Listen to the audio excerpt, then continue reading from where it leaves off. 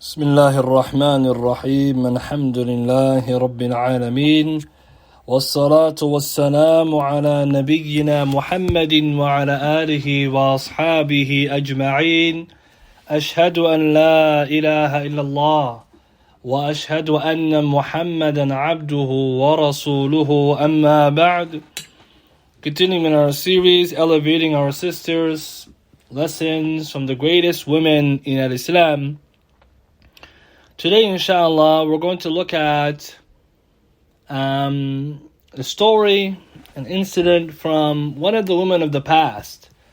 And inshallah, going forward in this series, we will try our best to focus on narrations and stories and benefits from various women in Al-Islam. As we covered already many of the great women, today, inshallah, we will focus on a snippet or a glance at the life of Sarah, the wife of Ibraheem. May Allah have mercy upon her, and may peace and blessings be upon both of them. And the reason why I'm focusing on her is due to an incident or story that happened in her life that both the brothers and sisters can benefit from, and they can resonate in our life. And inshallah, we'll try our best in the next lessons to try to pick various stories and narrations which can highlight benefits so that we can complete more benefit besides the biographies, full biographies of every great woman. Otherwise, if time permitted, we will do biographies of every great woman and that we could come across. But that obviously requires a lot of time and effort, and perhaps Allah subhanahu wa ta'ala will benefit us by this. So today we're focusing on the wife of Ibrahim alayhi salam, Sarah. Now Sarah, she's the wife of Ibrahim alayhi salam, and she comes in the narrations or in the texts of this religion, both the Quran and the Sunnah. Her name, the ulama, they usually mention that her name is Sarah bint Haran. And this is what I could find most of the scholars of the past, whether they be Imam al-Tabari, Ibn Athir, Ibn Qutaybah, Ibn Kathir, and others, rahimahumullah, they would mention that, Sarah bint Haran. And they mention her name, and what it seems to be, wallahu a'lam, is a lot of her story, or parts of her story, is also reported in the Torah, in the Old Testament. And so we can find that some of the biographical details of Sarah are found in the Torah, and that's why some of the ulama, they have included some of those narrations and points into the story, into her story and life.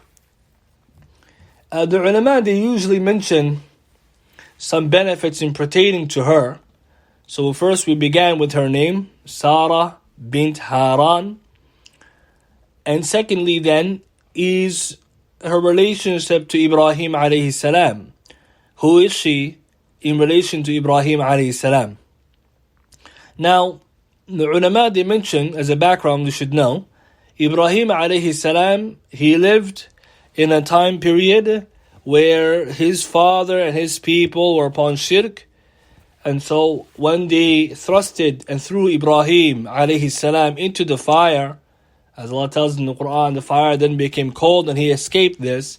فَآمَنَ لَهُ لُوطٌ فَآمَنَ لَهُ لُوطٌ. Allah says in the Quran that after this incident occurred, Lut alayhi salam believed in Ibrahim.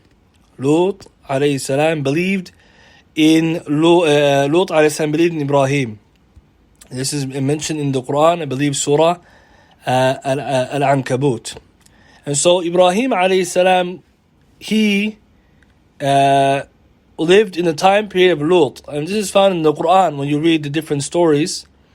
But this incident shows that Ibrahim alayhi salam, when he was upon the Tawheed and the Risal and the Nabuwah, that later on he was followed by Lut alayhi salam, who believed in him, and also Allah made him a prophet. So Allah says in Surah Al-Ankabut, Surah 29, ayah number 26, فآمن له لوط وقال إني مهاجر إلى ربي إنه هو الغفور إنه هو العزيز الحكيم. So Allah says in the Quran that after what happened with the fire, Ibrahim being thrown into the fire and then coming out, so Lut believed in him, Ibrahim's message of Tawheed. And he, Ibrahim, said, I will migrate for the sake of my Lord. Verily he is Almighty, the All-Wise. So 29:26. So from here, some of the Mu'arrikheen or Mu'arrikhun, the historians of the Islamic world, they mentioned that Ibrahim was related to Lut and Sarah was related to Ibrahim. In reality, this point is actually taken from the Torah. It's taken from the Torah, and it's something which the ulama, the muhaqqiqun, those who verify Islamic knowledge, like Imam Hafid ibn Kathir in his Qasas al-Anbiya or Al-Bidayah wa Nihaya, he disputed this point. Because they say Lut and Sarah were related, and so Ibrahim married Sarah, and she was his niece. Ibn Kathir says in the stories of the prophets, the people of the book say that Haran, he had Lut and Sarah. And then, so they didn't mention that. He continues and says, Ibn Kathir, all these are strange speculations, because he left his country with the company of Sarah, etc., and she was not his niece, as some of the Jewish rabbis said. So this is the claim that they claimed. Ibn Kathir says, وَالْمَشْهُورِ, it's been narrated, reported, well-known traditions or commonly widespread, أَنَّ سَارَةَ إِبْنَةَ عَمِّهِ Haran, that she was the daughter of his uncle Haran. So Haran had 2 children, and Ibrahim married his niece. However, Ibn Kathir, after he mentioned this point, he says these are reports mentioned by the Yahud, the rabbis of the Yahud, and even if we were to assume that this practice of marrying the nieces, which is not allowed in Islam, it's not allowed in Islam, he said even if we were to assume this, it was acceptable in their time, it was not for the prophets to do that. So it's a side benefit. You can find this in the English translation of the stories of the prophets, page 161, or Sahih Qasas al-Anbiya, compiled by Sheikh Salim Hilali, page 118. So Sarah is his wife, Ibrahim's wife, but in terms of her being his niece, then this is something mentioned in the Torah, and it's not correct. It's not correct. The ulama, they mentioned that there's much that's said about Sarah's life after she's married Ibrahim, but before that there are some narrations that he traveled with her and he met her and how he met her, and all of these narrations, Wallahu a'lam how authentic they are, so we'll move to that which is authentic and that which is reliable. What about her description? Some of the scholars, they mention that what we do know is that she was a very beautiful woman, and this is something testified in the ahadith, but we'll mention here that Al-Aini, he says in Umdat al-Qari, وَكَانَتْ سَارَةٌ مِنْ أَجْمَلِ النِّسَاءِ, Sarah was from the most beautiful women, and it was said that she did not disobey Ibrahim alayhi salam ever in anything. For those reasons, then he also honored her, and he had much respect for her. And this was mentioned by others as well, some of the ulama of Sir, of the history, that she was known for her beauty. And that is testified by the hadith in Bukhari and Muslim, hadith in Bukhari and Muslim, which is going to be the bulk of our lesson today, about what happened to Sarah in the company of the Jabbar, of the wicked tyrant. But in the narration, Abu Hurairah radiyallahu ta'ala anhu reports in Sahih Muslim Hadith 2371. 2371. As well as in Sahih al-Bukhari, Hadith number 3358. It mentions that she, Sarah, وَكَانَتْ أَحْسَنَ النِّسَاءِ, that she was from the best and most beautiful of the women. So this point is testified about her character or her background. What I want to focus on today is this narration and the benefits that we can derive from it, because it is a great benefit for both the brothers and the sisters in how Allah subhanahu wa ta'ala, He protects those who fear Him, and those who have sincerity towards Him, and those who turn towards Him. Abu Hurairah radiyallahu ta'ala anhu reported, and the Messenger sallallahu alayhi wa sallam said, لم يكذب إبراهيم النبي عليه السلام قط إلا ثلاث كذبات ثنتين في ذات الله. He said that Ibrahim alayhi salam, the Prophet of Allah, never lied except for in 3 instances or in 3 cases. 2 of them were in relation to the right of Allah. When Ibrahim said, وَقَوْلُهُ إِنِّي سَقِيمٌ, in Surah Safat, Allah tells us that Ibrahim alayhi salam, when he was invited by his people to come and to enjoy a night out with them, and he knows that they do shirk and haram things, he made the excuse, Inni saqim, very, I'm feeling unwell, I'm feeling sick, as an alibi in order not to go. And from there we know that Ibrahim then destroyed the idols when in their absence. And this is mentioned in the Quran, in Surah Anbiya, and Surah Safat, and others. So the first thing he told him, Inni saqim, I'm sick. So they left him alone.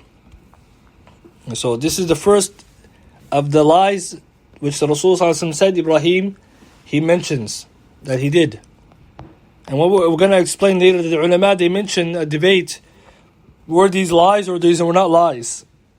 In the truest sense, was this lying, or was this some type of illusions? Because Ibrahim alayhi salam, the meaning of what he said has more than one interpretation. You could have more than one interpretation. So this is the first one. The second one, which is in the same story, that he said, بَلْ فَعَلَهُ كَبِيرُهُمْ هَذَا, and this is in Surah Anbiya. So Ibrahim alayhi salam, he told his people when he destroyed the idols, and they asked who did it, he said the biggest of them did it.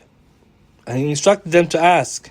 And of course, they knew all too well that it doesn't have any capacity, subhanallah, to understand. So this part of the story as well shows Ibrahim alayhi salam, he said the biggest of them destroyed it, even though he did this in order to teach them a lesson. And then he says, the hadith says, Rasul sallallahu alaihi wasallam said, "Wahidatan fi sha'ni Sarah," and the last of the lies was in relation to Sarah. So this is our focus on this part of the story.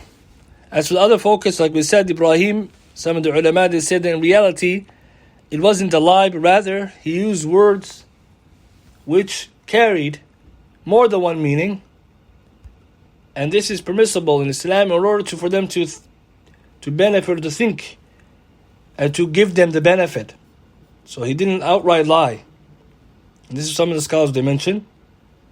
And some they say that he did this, and this is the only case in which this happened. And of course we find that ulama, they have that mentioned. So for example, they say that when it comes to the issue of when he said inni saqim, that I'm feeling unwell or sick, he meant that I'm sick of your shirk. I'm sick of your shirk. Not that he meant that he literally sick, and they understood that he was physically sick. So there is this interpretation as well, and the ulama they mentioned, but that's not our point today. Our point today is in relation to the story of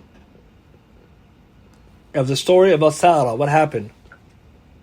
So what happened then was, as the hadith continues, that فَإِنَّهُ قَدِمَ أَرْضِ الْجَبَّارِ وَمَعَهُ سَارَةٌ. وكانت أحسن النساء فقال لها إن هذا الجبار إن يعلم أنك امرأتي يغلبني عليك. Ibrahim alayhi salam, he traveled Sarah, and Ibrahim alayhi salam, when he traveled her, she was the most beautiful of the women. So he said to her, if these people know that you are my wife, they will take you away from me. So if they ask you about who you are in relation to me, tell them that you are my sister, because أنك أختي فإنك أختي في الإسلام. Tell them you are my sister, for verily you are my sister in Islam. And so this is what Ibrahim alayhi salam, he told her to say. And it comes in a narration that the reason why he was telling her all of this is that when Ibrahim alayhi salam entered Egypt, أتى على جبار من الجبابرة, he entered upon the presence of a tyrant from the tyrants who ruled Egypt. Now before we continue, it's important to mention that the ulama, they say, or not the ulama, but those who investigate the story, they find that this is also mentioned in the Old Testament. You find this story and in the Old Testament in Genesis, chapter 12, verses 11 to 13. And what you notice is that the story is quite similar there. It's quite similar. And they call Pharaoh, Abraham, and Pharaoh's harem. And they mention something similar to this, that Ibrahim a.s. after what happened with the fire and Lut a.s. believing him, he went to Egypt. And so a similar story is mentioned there. So this is just a side benefit. Nonetheless, this tyrant who Ibrahim entered upon, some of the ulama, they try to explain this tyrant, he would take any woman from the women who he saw to be beautiful. And so this is why Ibrahim a.s., understanding the situation that he's in a situation where this man, this tyrant, will take any of the women. And Sarah was very good looking. He became worried. So he told her at this point that if anything he asks you, to tell him this. And so the reason why he's saying that she's a sister, this is important, is because we know إِنَّمَا الْمُؤْمِنُونَ إِخْوَةً, the believers are really brothers and sisters. And like we said before, these are ma'arid. These are types of illusionary speech which carry more than one meaning. So Ibrahim a.s., he's not intending to lie, or he's not lying. He's intending by it, when he says, you're my sister, he means that sister in Islam. And so, of course, Ibrahim a.s. understands that the man, the ruler, or this tyrant, he will understand something different from that. And hopefully, due to his status, he will leave him alone. And this is, again, show Ibrahim a.s.'s awareness of what is happening. His awareness of what is happening. The narration then continues, and it says that when Ibrahim entered, or he went, he continued, Ibrahim explaining, فَإِنِّي لَا أَعْلَمُ فِي الْأَرْضِ مُسْلِمًا غَيْرِي وَغَيْرَكِ فَلَمَّا دَخَلَ أَرْضُهُ رَآهَا. So the narration then continues, that Ibrahim a.s., he continued. And when he continued, he told her, listen, there is no other believer that I know of was a Muslim except for me and you. It's important now. This point we have to explain it. He said, I don't know of anyone who is a believer, who is a Muslim in this land besides me and you. The ulama, they have discussed what did Ibrahim mean by that statement. Because we just said earlier that Lut a.s. believed. فَآمَنَ لَهُ لُوط. Lut a.s. believed in him. So how did Ibrahim say that? So the ulama, they mention the reality, like Ibn Kathir, he says in his tafsir, explaining this issue, that really what Ibrahim intended, أَنُّ لَيْسَ عَلَى وَجْهِ الْأَرْضِ, there's nobody in the face of the earth who is a couple, who is a believing man and wife, fine, husband and wife, غَيْرِي وَغَيْرَكِ, besides me and you. This is what he meant. There's no believing husband and wife except for us. For Lut a.s. believed, but Lut was in another land. Right? So this is what he intended. Otherwise, it doesn't mean that there's nobody else believing besides them, because he's not meaning that the only Muslim on the face of the earth is just us. That's not what he intended.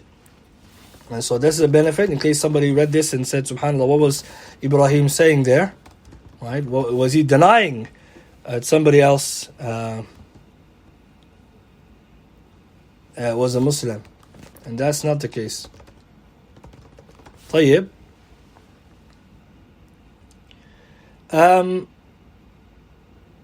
Continuing the narration, then Rasul sallallahu alayhi wasallam, he said, so when Ibrahim alayhi salam came to the ruler, رآها بعض أهل الجبار, some of the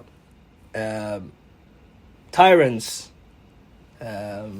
what's it called, workers or his associates, they saw her, and they requested that she come to the king or the ruler. And there comes to you, he said, and they told the king that there comes to your land a woman whom you alone deserve to possess. Subhanallah. So they're encouraging him to take this woman. And so here, what happened then was, the man, the king or the ruler, he requested that Sarah come forward. Only her, and without Ibrahim. And so Ibrahim went to the side and he went into prayer. And he was making dua that Allah subhanahu wa ta'ala protect her from this tyrant, because this tyrant is zalim. As a side benefit, some of the scholars, they mention that the reason why Ibrahim alayhi salam, in the first place, he said that she was my sister, is that he hoped for one of two things. That if he said that she is my wife, then he might have just killed Ibrahim and taken her. So he said sister, so if he respected him, he will respect her. Also, Hafid ibn Hajar says in Fath al-Bari that he mentioned it, the reason, because it was from the practice of this king that he says, where does he say?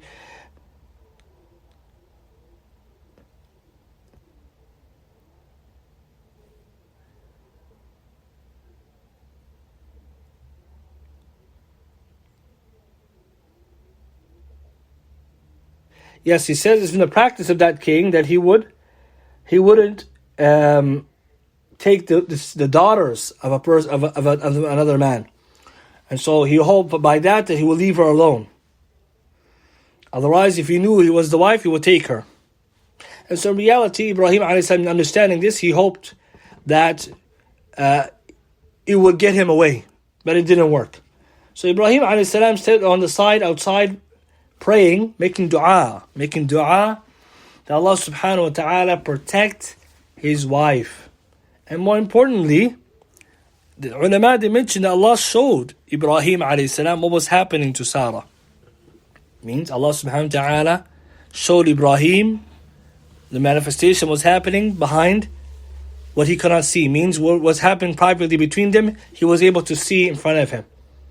And so now, with this event happening, Ibrahim alayhi salam, the hadith continues and says that when the Sarah entered upon this tyrant, he stretched his hand out towards her. Means he tried to touch her, and of course he is haram for her. So بسط يده إليها فقبضت يده قبضة شديدة. So as soon as he stretched his hand out to touch her, his hand froze. It became tied up and he couldn't move it.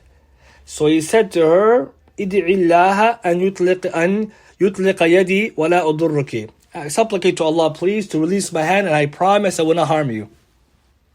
Subhanallah. Look what happened here. Because she fears Allah, because she's a believer, believing woman, because of her deen, and all of these great qualities, Allah subhanahu wa ta'ala protected her.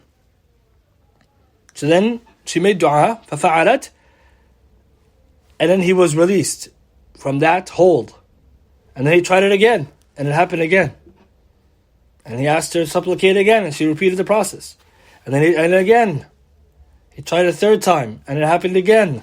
And she supplicated for him, and it released. He was released.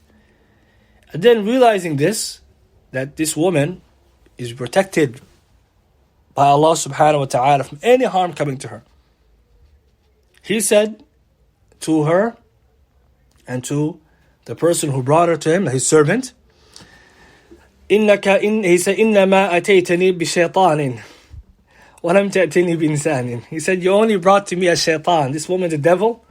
You didn't bring me a human being. Get her out of here. And out of honor for her, وَأَعْطِهَا هَاجَرَةً, he gave her Hajar, which we know became the slave girl of Ibraheem alayhi salam. So he gave Sarah Hajar, and Hajar gave Sarah to Ibrahim. And from later on we know Ibrahim, Hajar gave birth to Ismail, and later Allah allowed Sarah to give birth to Ishaq. What's benefit, the hadith continues, that when she was released from that area and gathering, means in the company of the king, and she came back with Hajar, she told Ibrahim alayhi salam, when he saw her, and he said, how have you returned? What has happened? And she said, with all safety. He said, how have you returned? فَقَالَتْ مَهْيَمْ, means the safety. And she said, قالت خيرا. She said, he asked, how have you returned? She said, I returned in good. كَفَّ اللَّهُ يَدِ الْفَاجِرِ وَأَخْتَمَ خَادِمًا. Allah has held back the hand of the wicked doer, and He has given me a khadim. So this is the end of the narration, and Ibrahim alayhi salam and Sarah then, they continued their journey. In this narration, there are many benefits, many benefits. As Hafiz ibn Hajar and Imam al-Nawawi rahimahumullah, both, they mention many fawaid in this qissa. And the point that we were trying to emphasize really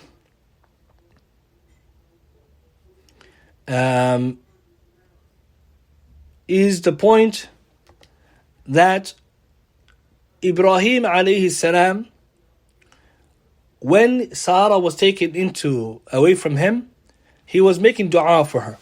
That's the relationship that he had with her. But more importantly, her dua was answered as well. Her dua was answered as well. Means she was righteous. And she had herself fadl. And this was Ibn Hajar, after he explained many different takes on the story, in terms of what happened, and the benefits.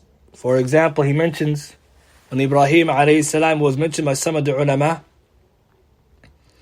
that Ibrahim, when he was praying, Allah showed him what was happening to Sarah through a qalura safiyah, like a bottle, a clear bottle. Ibrahim was looking through this bottle, and he could see the events that was happening. He could see the events that were happening. And so some ulama mentioned this, that's a benefit that Allah subhanahu wa ta'ala showed this miracle to Ibrahim. He also mentions, amongst other benefits, is that in the hadith we learn mashru'iyyat akhuwat Islam, that the legislation of brotherhood and sisterhood in Islam. Ibrahim called Sarah his sister, and this is why today we use this term, sister. Right, someone so and so is your sister in Islam, so and so is your brother in Islam. Here's a dalil wadih for that, clear evidence. And amongst those benefits, and this is the point we want to see, is ijabat dua wa ikhlasun niyyah, the answering of the dua and of having sincere intention. Because when Sarah made dua to Allah to protect her, Allah subhanahu wa ta'ala answered dua. And here Imam Ibn Hajar, he mentions, and he mentions it on the others I mentioned as well, that Sarah is amongst the greatest women in the past. She's amongst the greatest. And this is something little known amongst the brothers and sisters. So Sarah has a station. And he actually says, this is mentioned by more than one scholar, even though it's not the most correct, it's not a correct opinion, but they mention this, that some have went so far to say that Sarah was a prophetess.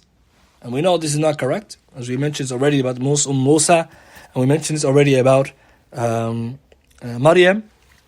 But some have said this is proof that, in reality, she has fadl, even though she's not from that, she's not a prophet or prophetess, but she has station anyway. She's one of the best of the women. And that's because she has this fadl. She made dua, Allah protected her. And she had sincerity. It comes also in a book called وَإِنَّكَ لَعَلَى خُلُقٍ عَظِيمٍ, which is about stories and narrations about the people of the past. It mentions from the Fadailus hadith منزلة Sarah, the status of Sarah, زوج إبراهيم عليه السلام, من الإيمان وإخلاصها في الدعاء وتقديرها للموقف الذي هي فيه. It shows her iman and her sincerity in the dua, and that Allah subhanahu wa ta'ala, and her status, high status in position in relation to Ibrahim himself. And this is a great benefit for the sisters specifically, in that a woman, she fears Allah subhanahu wa ta'ala. Allah will protect her from those who wish to do evil, because the Jabbar was trying to harm her integrity and honor.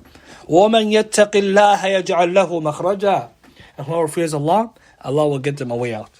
How many times today do we think about dua and dhikr and ikhlas and deen as ways to protect ourselves from harm? Every believer should be in a position to think that the real protection is in the hands of Allah.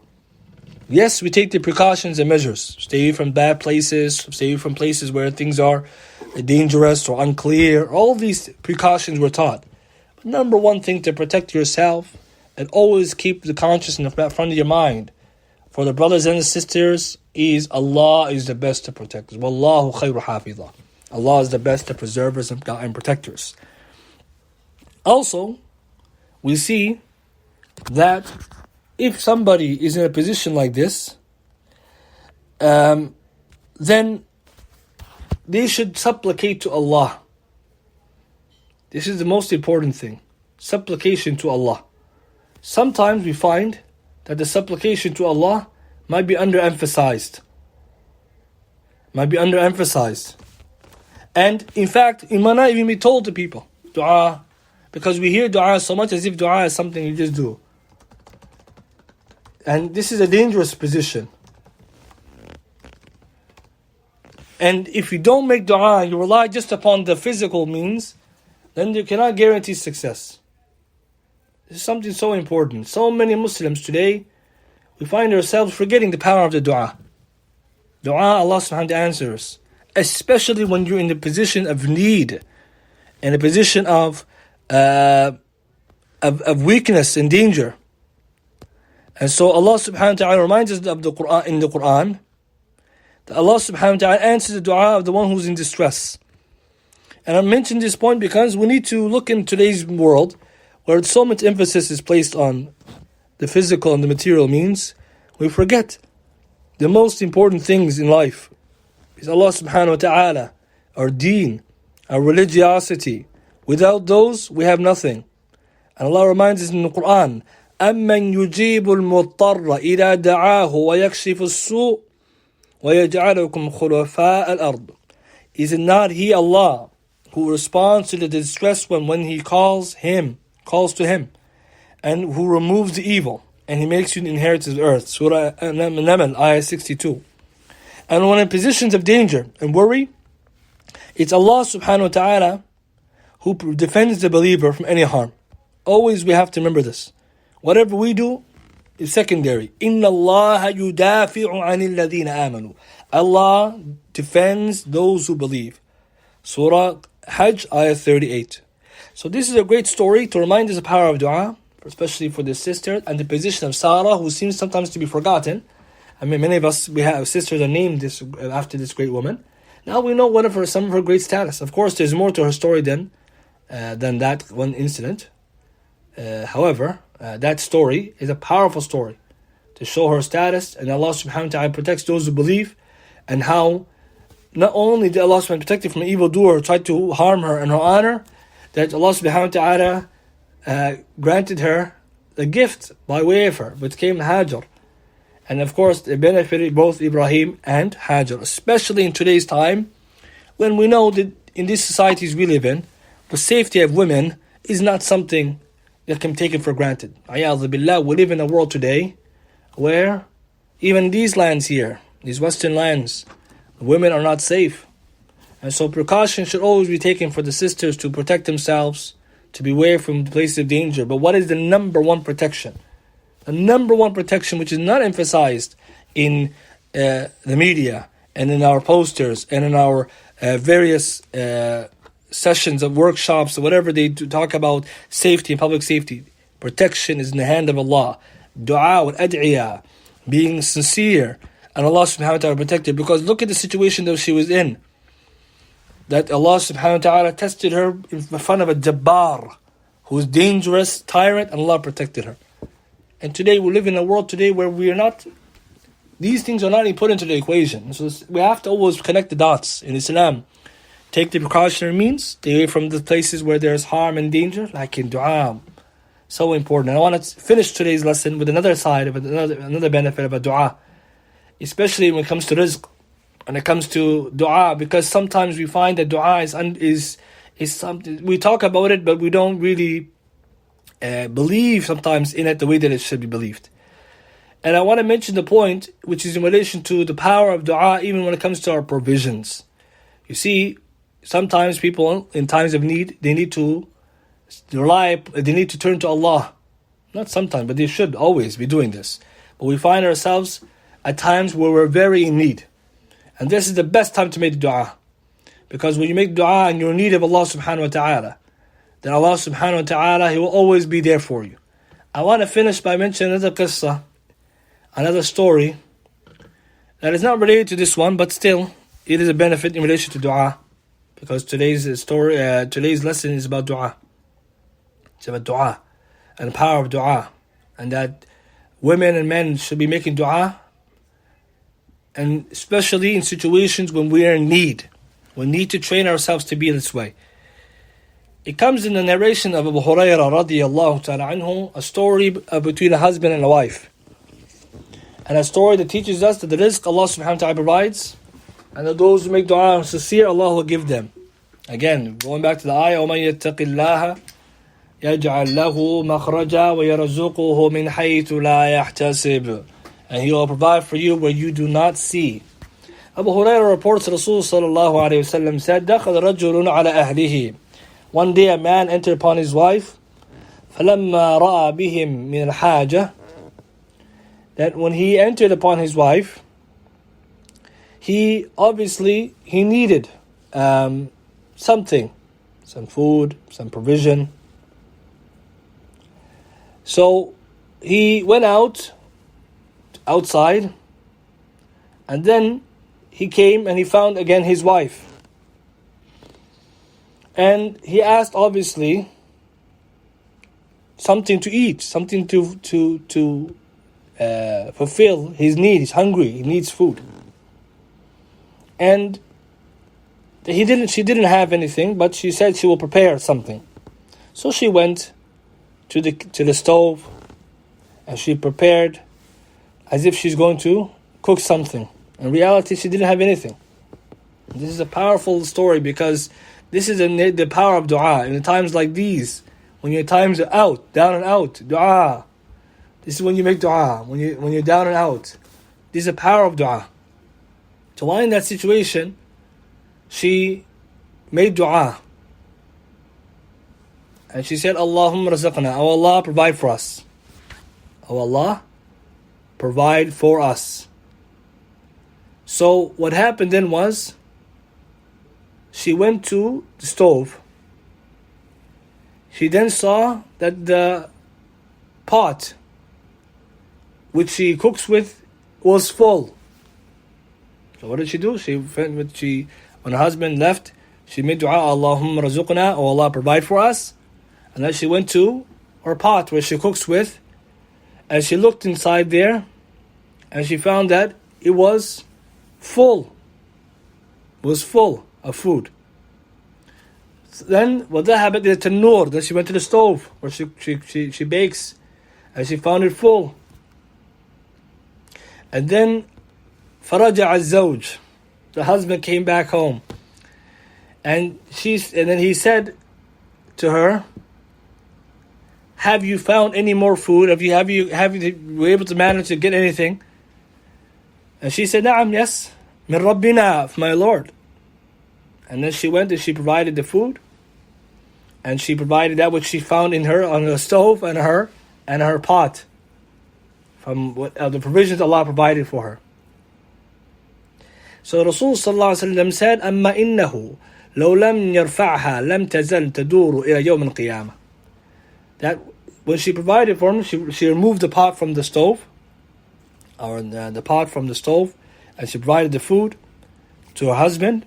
Rasul sallallahu alaihi wasallam said, if she didn't lift it out from where it was, it will continue to be provided until Yawm al-Qiyamah. The power of dua, subhanallah. And here, this story, Shaykh Albani says that the hadith is Hassan in his checking of Takhrij, Mishkat Masabih. And it's an interesting story, because again, related to the issue of dua. That we look at dua, Allah subhanahu wa ta'ala, He provides, He aids us, especially in those times of need. So the first story of Sarah, time of danger, physical danger, and Allah provided for her. And in here, this woman, and this story of a husband and wife, when they're physically hungry. And likewise, Imam Wadi', he authenticated the hadith. And so when we look at this as a miracle, we see it to be something more realistic, which is that Allah subhanahu wa ta'ala takes care of those who take care of His deen. Those who are taking care of His deen, who fear Allah and who are pious, Allah will take care of them. And so these two stories I wish to share with the sisters and the brothers to encourage us to connect and continue to connect and to increase our iman and to have husn dhan billah, good thoughts of Allah subhanahu wa ta'ala.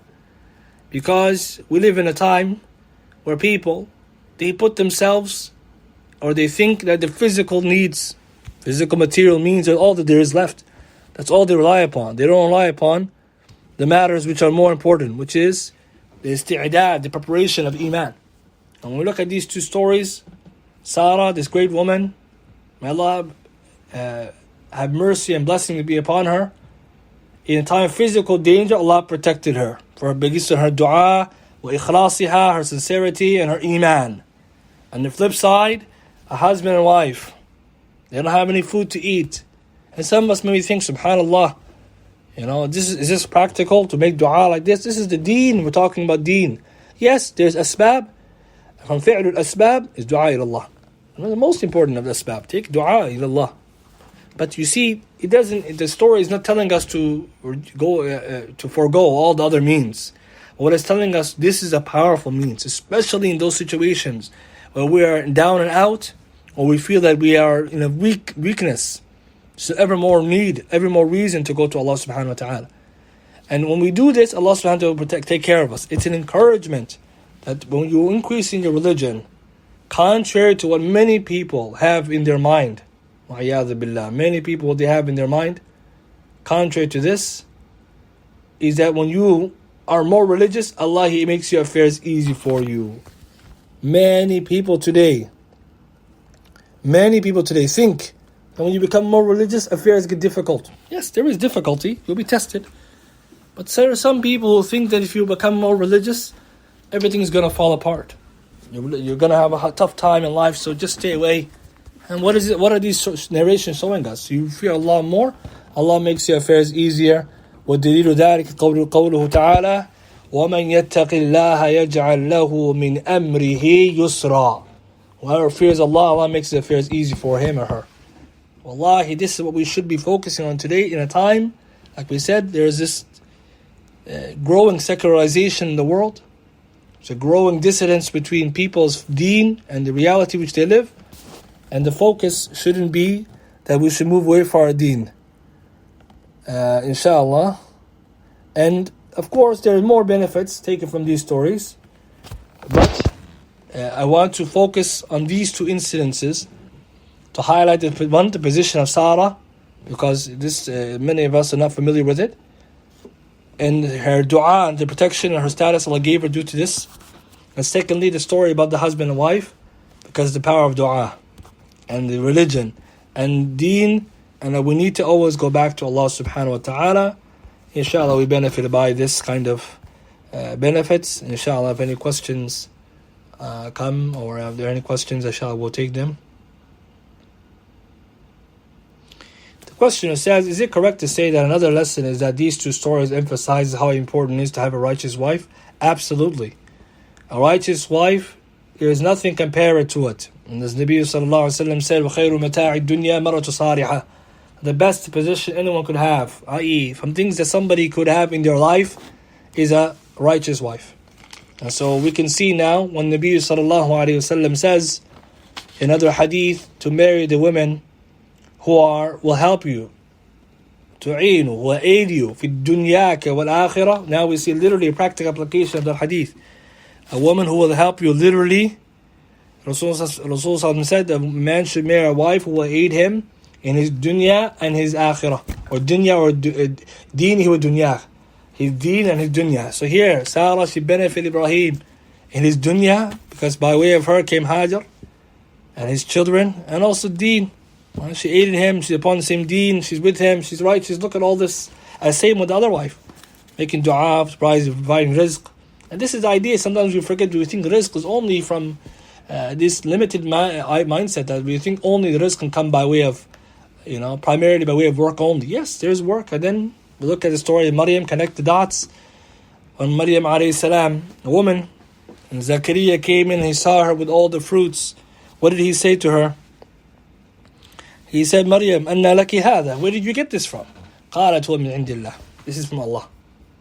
Subhanallah. And the same thing that this woman, when her husband asked her, did you get anything? أصبتم بعد شيء?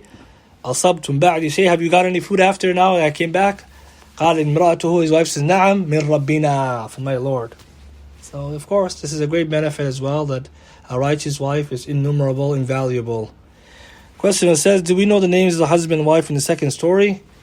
Wallahu a'lam about the names. Just it starts with very general terms, something maybe perhaps it could be investigated. So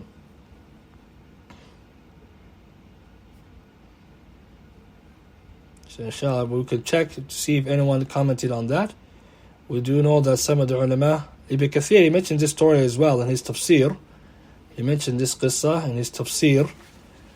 Under the tafsir, فَإِنَّ مَعَ الْعُسْرِ يُسْرًا, عفوا, in his tafsir of Surah Talaq, سَيَجْعَلَ اللَّهُ بَعْدَ عُسْرٍ يُسْرًا. SubhanAllah. He mentioned under the ayah, when Allah talks about Surah Talaq, about divorce, that Allah will make it after difficulty, will give them ease. And he mentioned this qissa and others like it. The names, wallahu a'lam, they don't see it here, even in the Sharh Mishkat, the commentary and others, doesn't mention. Maybe we could look more if there is any mention of that. Anyone who has any questions? As the story of Ibrahim alayhi salam and Hajar, and Sarah, and the story of the tyrant, it's mentioned in Bukhari and Muslim, fi Sahihain. Bukhari, it's hadith number 3358. It can be found on sunnah.com, 3358. And for Muslim, hadith number 2371. Any other questions?